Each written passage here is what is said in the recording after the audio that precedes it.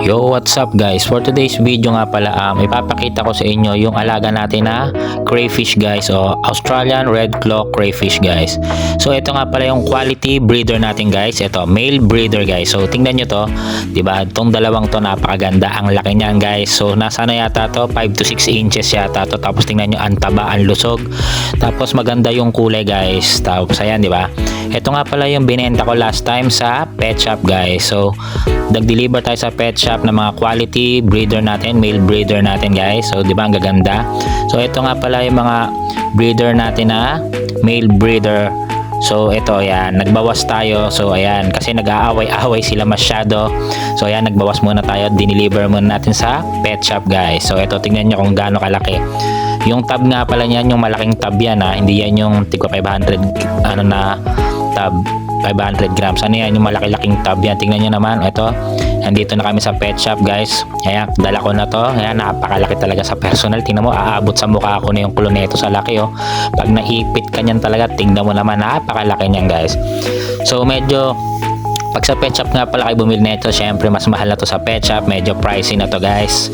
Mga suki nga pala dito, mga nabili nito yung mga breeder talaga, or kaya gusto mag-alaga ng mga bagong pet nila sa aquarium nila, or kaya mga Chinese, o kaya mga breeders, o yung iba naman po, ano lang, aquarium hobby lang, or mga fish keepers guys. So ito, panalo to guys, sulit na sulit to guys. Pero bihira nga lang pala tayo magbenta nito kasi nagpapadami pa tayo nito. Kaya swerte nyo na pag nakabili kayo nito, or minsan mga craylings guys. So yan, punta lang kayo sa Generic Pet Shop, dito lang sa may Muntinlupa yan guys, sa may tapat ng Petronia. May mga ano dito, marami rin sila mga isda dito guys. So ito, inacclimate na natin to, ang isang to.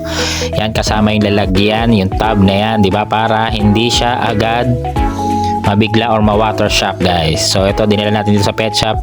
May mga ano rin pala dito, iba't ibang isda, tapos mga pakain sa isda. Ayan. So nilagay na natin yan dyan. So ano nga pala to guys, sold out na to guys. Late upload na lang tong video na to. Pinakita ko lang kasi hindi ko to na vlog noon. Pero yan, nakita ko nandito pa pala, nakasave pa yung video na to guys. So pakita nyo, pa-like and follow ng page na to para makita nyo mga vlog natin about sa crayfish na to, or sa Australian Red Claw Crayfish. Ito, diba? Ito yung pet shop guys, Generic Pet Shop guys. So punta lang kayo dito, visit kayo. May mga betta fish dito, goldfish, feeders, may mga Oscar din dito minsan, may mga flower horn. Maraming ano dito, iba't ibang isda rin sila dito guys. So check nyo, dito rin ako nabili ng aquarium. So yan, may mga pet supplies dito, yan, mga pakain. So, may mga tetra fish din dito guys.